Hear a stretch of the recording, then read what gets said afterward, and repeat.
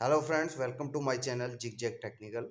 तो दोस्तों, आज बात करेंगे डेटा ड्राइव्स में पैरामीटर्स को किस तरीके से डालते हैं और किस क्या क्या हमें करना होता है पैरामीटर्स को यूज करने के लिए, और बेसिक इंस्ट्रक्शन मैं आपको बताऊंगा। तो वो सबसे पहले आपको डेल्टा ड्राइव के जो बेसिक कीपैड है उसको समझना पड़ेगा, और डिस्प्ले में किस तरीके से वो चीज़ों को पैरामीटर्स को डालना है तो उसको समझना पड़ेगा। जो एक नंबर यहाँ पर दिया हुआ है वो यहाँ पर है स्टेटस डिस्प्ले एरिया, जहाँ पर आपको जनरली जब मोटर रन करती है, फॉरवर्ड करती है, रिवर्स करती है, तो इसके आगे एक एलईडी जलती है। तो ये हमारा स्टेटस डिस्प्ले एरिया है। और 2 नंबर जो है हमारा वो है मेन, ये 2 नंबर है, ये मेन डिस्प्ले एरिया है जिसमें आपको वोल्टेज, फ्रिक्वेंसी और करंट और यूजर डिफाइन यूनिट्स और कोई एबनॉर्मलिटी या कोई फॉल्ट एरर दिखाई देगा। और तीसरा नंबर जो है पोटेंशियोमीटर के लिए है, और पोटेंशियोमीटर से हम स्पीड को कम और ज़्यादा कर सकते हैं। तो तीसरा नंबर ये जो है, तीसरा नंबर हमारा पोटेंशियोमीटर के लिए है। और चौथा नंबर की अप हो गया, पांचवा नंबर की डाउन हो गया। तो जब हम मोड पे जाके पैरामीटर्स को सेट करेंगे तो अप डाउन करके ही हमें पैरामीटर को सिलेक्ट करना होता है। तो लेफ़्ट की डाउन की हो गया, उसके बाद जो एंटर है, एंटर की से हम पैरामीटर को सेव कर लेंगे और फिर देखेंगे। तो इस तरीके से अभी मैं मेन चीज़ आपको बता देता हूँ फटाफट। जो डिस्प्ले में इस तरीके से चीज़ें से दिखेंगी, जैसे F60 दिखेगा तो फ्रिक्वेंसी समझ लीजिए, और H50 पॉइंट 00 तो ये आउटपुट फ्रिक्वेंसी, और मोटर जो मोटर की फ्रिक्वेंसी है वो दिखेगी। F60 में आपको ड्राइव की फ्रिक्वेंसी दिखेगी। तो इसमें थोड़ा सा वेरिएशन रहेगा, क्योंकि ड्राइव की फ्रिक्वेंसी पहले आ जाएगी और मोटर की फ्रिक्वेंसी बाद में सेट होती है। तो लगभग बाद में सब कॉमन हो जाता है। और user defined output of physical quantities, यहाँ पर आप यूजर डिफाइन क्या दिखाना चाह रहा है यूजर डिस्प्ले में, वो उसकी वैल्यू दिखेगी। और ए दिख रहा है, जैसे कि आपको पता है कि ए जो होता है एम्पियर होता है, तो यहाँ पर ए 5.0 मीन्स यहाँ पर 5 एम्पियर दिखा रहा है। ये इस तरीके से दिखेगा आपको। और आपको एफ आर डी दिखेगा तो फॉरवर्ड है, आर ई वी दिखेगा तो रिवर्स है। डिस्प्ले काउंटर वैल्यू 20 करके दिखेगी, और डिस्प्ले में पैरामीटर 0.6.00 इस तरीके से दिखाई देंगे। तो पैरामीटर को हम जब सेलेक्ट करते हैं तो इस तरीके से पैरामीटर दिखाई देंगे।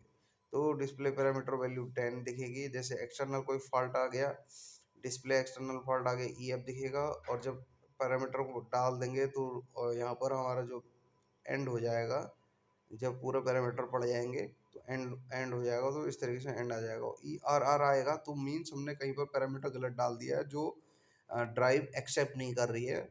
तो ई आर आर हमारा आएगा। तो यूज किस तरीके से करना है, मोड को आप एक बार दबाएंगे तो फ्रीक्वेंसी पैरामीटर दिखेगा। मोड को दूसरी बार दिखेंगे तो मोटर के जो फ्रीक्वेंसी है वो दिखेगा। तो मोड को तीसरी बार दबाएंगे, ये देखिए यहाँ पर मोड को तीसरी बार दबाया, यूजर डिफाइंड वैल्यूज आएंगी। मोड को चौथी बार दबाएंगे तो करंट की वैल्यू आएगी। तो मोड को जितनी बार भी दबाएंगे इस तरीके से हमें चीज़ें देखने को मिलेंगी। तो सर सेटिंग पैरामीटर को यहाँ पर इस तरीके से आप एक बार एंटर दबाएंगे तो यहाँ पर कोई भी किसी भी पैरामीटर में मोड में करना हो, मोड फ्रीक्वेंसी में करना हो, एच में करना हो, यू में करना हो, तो उसमें अगर आप एंटर दबाएंगे तो इस तरीके से पैरामीटर खुल के आएंगे। और ये पैरामीटर कहाँ से खुलेंगे, इसको मैं दिखाता हूँ आपको कि पैरामीटर कहाँ से आते हैं। तो फ्रीक्वेंसी कमांड के लिए आप इसे पूरा मैनुअल में देख सकते हैं कि किस तरीके से फ्रीक्वेंसी कमांड में पैरामीटर पड़ते हैं। और ये तो अब हम आपको बेसिक बेसिक जो पैरामीटर्स हैं उनको बता देता हूँ कि कहाँ से पैरामीटर डालने हैं और किस तरीके से पैरामीटर पढ़ेंगे। तो जो हमारा एच में जाके हम एंटर दबाते हैं तो यहाँ पर जीरो, एंटर दबाने के बाद zero zero zero zero zero zero में हमारा जो है वो मोटर की जो रेटिंग है, मीन्स 220 का है, 460 का है, 3 फेस का है, सिंगल फेस का है, वहाँ पर हमको डालना होता है। ये सिर्फ रीड करता है, ये यहाँ पर हमको डालना है। तो यहाँ पर हमें मोटर की वोल्टेज, इनपुट वोल्टेज कितनी है वो डालनी है। और 0 टू, अगर 0 0 0 2 में पैरामीटर हमारे रीसेट हो जाएंगे। अगर 0 0 0 2 में हमने जीरो दबाया, कोई फंक्शन काम नहीं करेगा। अगर जीरो इसमें हमने एक एक सिलेक्ट कर लिया तो पैरामीटर राइट प्रोटेक्ट हो जाएगा, मीन्स हम पैरामीटर को राइट ही नहीं कर पाएंगे और कोई भी पैरामीटर राइट नहीं कर पाएंगे। और 5 में कर देंगे तो KWH डिस्प्ले टू 0 हो जाएगी। हमारे जो KWH की जो डिस्प्ले होती है वो 0 में चली जाएगी। और 6 दबा देंगे तो PLC ही रीसेट हो जाएगा, मीन्स यहाँ पर लॉजिकल जो कंट्रोलर होता है, कंट्रोलर जो है हमारा वही रीसेट हो जाएगा। तो इस तरीके से आप पूरे पैरामीटर को डाल के आप पढ़ के देख सकते हैं कि parameter reset to factory setting, अगर 12 दबाएंगे तो हमारे जो पैरामीटर हैं वो फैक्ट्री सेटिंग में चले जाएंगे सारे के सारे। बेस फ्रिक्वेंसी उसमें 60 हर्ट्ज होती है जब आप पैरामीटर को रीसेट करते हैं।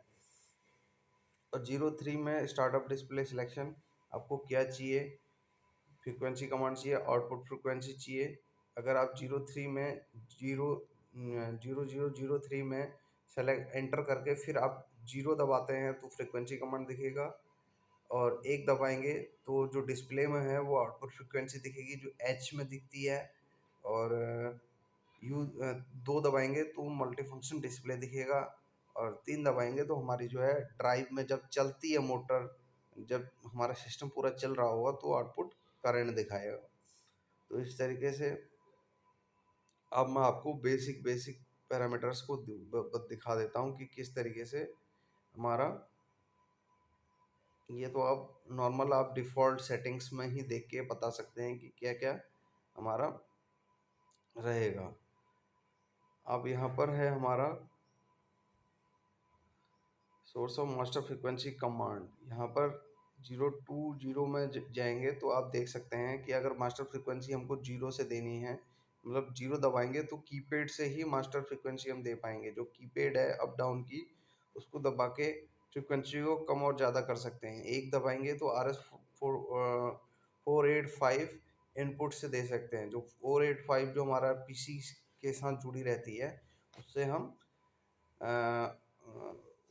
उसमें हम केबल ऐड करके और सिस्टम से या फिर किसी दूसरे सिस्टम से हम एक्सटर्नल जो 485 सिस्टम से ऐड करके हम फ्रीक्वेंसी को कम ज़्यादा कर सकते हैं। 2 दबाएंगे तो एक्सटर्नल कोई हमारा पोटेंशियोमीटर है या फिर जो भी वेरिएबल जो वेरिएक होते हैं उनसे हम कमांड करते हैं। तो मोस्टली आपने देखा होगा कि हम बाहर से एक्सटर्नल पोटेंशियोमीटर लेते हैं जिनसे हम इसे कंट्रोल करते हैं। तो यहाँ पर हम 2 सेलेक्ट कर लेंगे जब हमारा पोटेंशियोमीटर यूज किया हुआ है। अब जब कंपनी से ये आता है, जब फैक्ट्री सेटिंग इसकी 0 में होती है, मीन्स ये जब नया ड्राइव होगा तो यहाँ पर डिजिटल कीपैड से ही चलता है।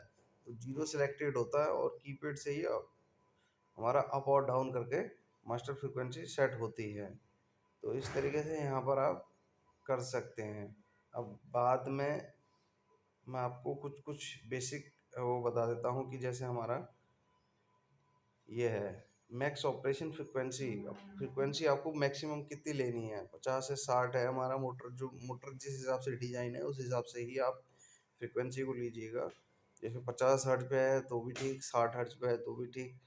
आउटपुट फ्रीक्वेंसी ऑफ मोटर 1, ये यहाँ पर आप ले सकते हैं। आउटपुट फ्रीक्वेंसी ऑफ मोटर 1, यहाँ पर ये वोल्टेज वोल्टेज दिखा देंगे कि कितना वोल्टेज पे हमारा मोटर चलना है।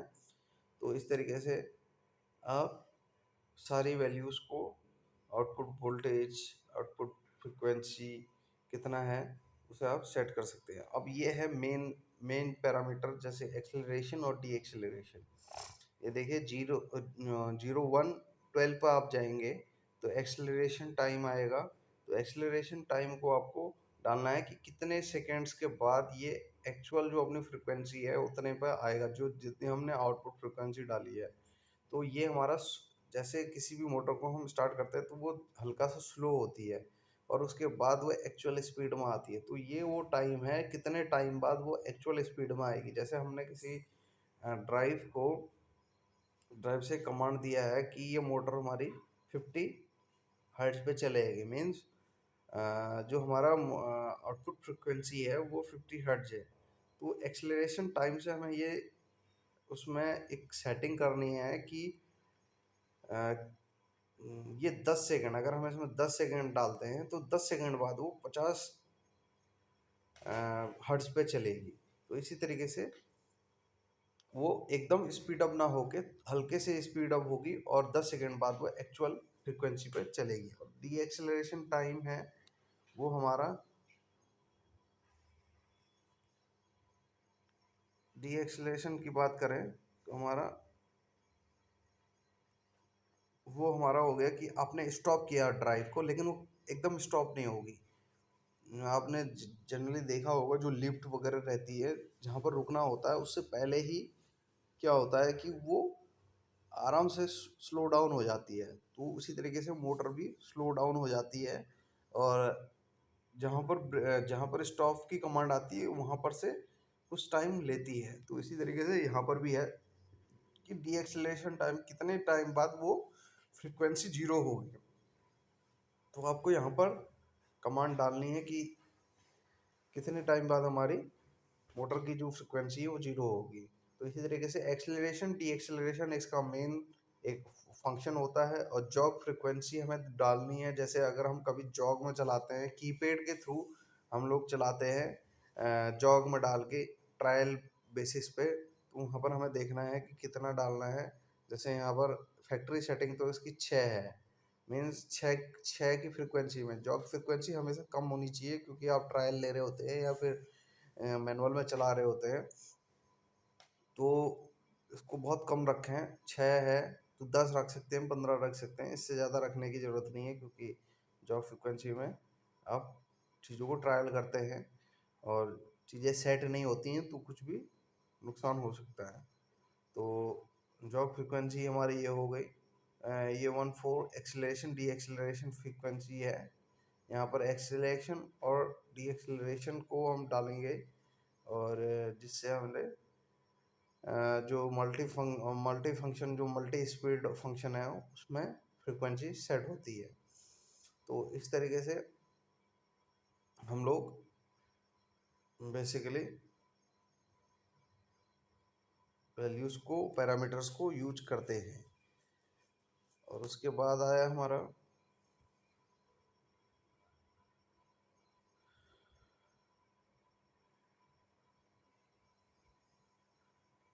ये है मेन हमारा फंक्शन है 0 to 0 2 वायर फंक्शन और 3 वायर ऑपरेशन कंट्रोल के लिए। 2 वायर कंट्रोल में हमारा क्या होगा कि फॉरवर्ड जाएगा रिवर्स जाएगा। जब तक हम हमारी जो वायरिंग का जो वायरिंग है इस तरीके से होती है कि हम लोग जितनी देर दबाएंगे पुश बटन को उतनी देर ही चलेगा। लेकिन 3 वायर में हमारा क्या होगा कि हम एक बार रन कर देंगे उसके बाद फॉरवर्ड रिवर्स के लिए अलग से कमांड देंगे। मीन्स एक बार रन कर देंगे और उससे हमारी कंट्रोलिंग हो जाएगी और फिर हम फॉरवर्ड रिवर्स के लिए कमांड एक साथ दे सकते हैं। लेकिन 2 वायर में इस तरीके का ऑप्शन हमें नहीं मिलता। 2 वायर में हमें एक इस तरीके से वायरिंग होती है एक्चुअल में 2 वायर और 3 वायर एक वायरिंग टाइप होता है जिसमें फिर अंदर सॉफ्टवेयर में मीन्स ड्राइव के पैरामीटर में जाके हमें सेलेक्ट करना होता है कि हमने 2 वायर कर रखी है 3 वायर कर रखी है। तो 2 वायर और 3 वायर का में ये मेन डिफरेंस होता है कि 2 वायर में आप जब वायरिंग करते हैं तो उसकी जो वायरिंग इस तरीके से होती है कि जब तक आप पुश बटन दबाते हैं उतनी देर तक ये चलता है। और 3 वायर में क्या होता है कि आपने पुश बटन दबाया और ये होल्ड हो जाएगा। तो इस तरीके से होल्ड हो जाएगा। अगर फॉरवर्ड रन कर रही है तो एक बार आपको पुश बटन दबाने की ज़रूरत है और उसके बाद वो होल्ड हो जाएगा। और 2 वायर में ऐसा नहीं होता है, उसमें आप स्टॉप हो जाता है, जितनी देर दबाएंगे उतनी देर ही चलेगा। तो multi function input command MI1 देखिए दोस्तों, ये जो मल्टी फंक्शन वायरिंग जो मल्टी स्पीड के लिए बताई थी MI1 MI2 MI3, इनके लिए कमांड को किस तरीके से ऑन और ऑफ करना है।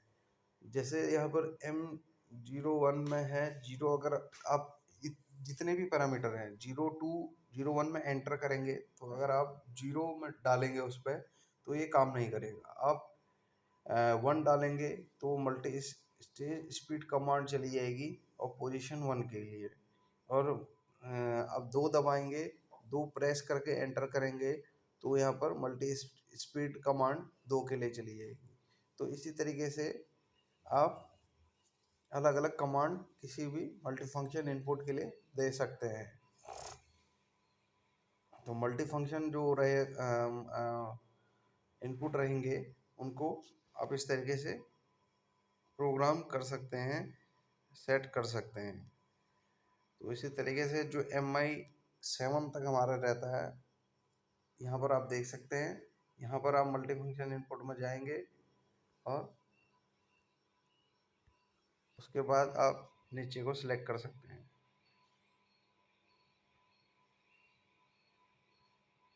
इसमें बेसिकली इतने ही पैरामीटर्स हमारे रहते हैं जिन्हें आप एक नॉर्मल ड्राइव के अंदर डालते हैं। बाकी जितने भी और ये हमारे पैरामीटर हैं इनको आप डिफ़ॉल्ट रख के चला सकते हैं। ये आपको डिपेंडेंसी है कि आपका सिस्टम कैसा है। तो इस तरीके से अगर सिस्टम बहुत ज़्यादा एडवांस है, बहुत ज़्यादा कॉम्प्लिकेटेड है तो ही आपको इतनी पैरामीटर्स की ज़रूरत पड़ती है। वरना आपके ऐसे 10 से 15 15 से 20 हमारे पैरामीटर्स होते हैं जिनको हमें किसी मोटर को रन कराने के लिए ज़रूरत पड़ती है। और इसमें बहुत सारे पैरामीटर्स हैं जिनकी आपको उतनी ज़रूरत नहीं है, जिनमें डिफ़ॉल्ट वैल्यू सेट करके ही आप मोटर ड्राइव को चला सकते हैं। तो धन्यवाद दोस्तों। ये वीडियो बहुत बड़ा बन गया इसमें, जबकि मैंने कोशिश की थी कि बहुत छोटा बने, लेकिन ये पैरामीटर्स इतने होते हैं कि ये बहुत छोटा एक हिस्सा है पैरामीटर्स का। पर धन्यवाद आपका। अगर आप पूरा वीडियो देखे हैं तो कमेंट ज़रूर कीजिए और लाइक कीजिए वीडियोस को और सब्सक्राइब कीजिए चैनल को। धन्यवाद।